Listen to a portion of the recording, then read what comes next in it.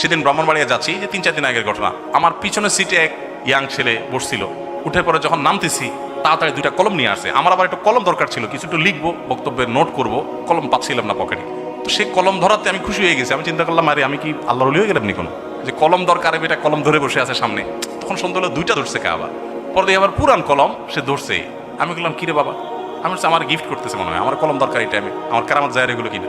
পরে বলে যে না, আমার বোনের কালকে এসএসসি পরীক্ষা, একটু ফুদিয়ে দেন।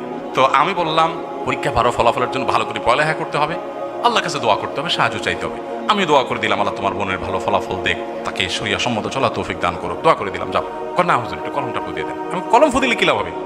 আপনি একটু কুলফুল্লাহ পড়েই ফুদেন। তো আমি কি আর করবো, বেচারা দেখি ছাড়ছে না, নাছর বান্ধা। তো আমি কুলহুল্লাহ পড়েই ফুদিয়ে দিয়েছি ওর কথা অনুযায়ী। পরীক্ষায় ভালো ফলাফল বা অন্য কোনো কিছু, এগুলোর মালিক কে? আল্লাহ। আল্লাহর কাছে দোয়া করতে হবে। কোনো পীর বা কোনো মাজারে থাকা কোনো মানুষের ক্ষমতা নাই কোনো মানুষের পরীক্ষার ফলাফল নিয়ন্ত্রণ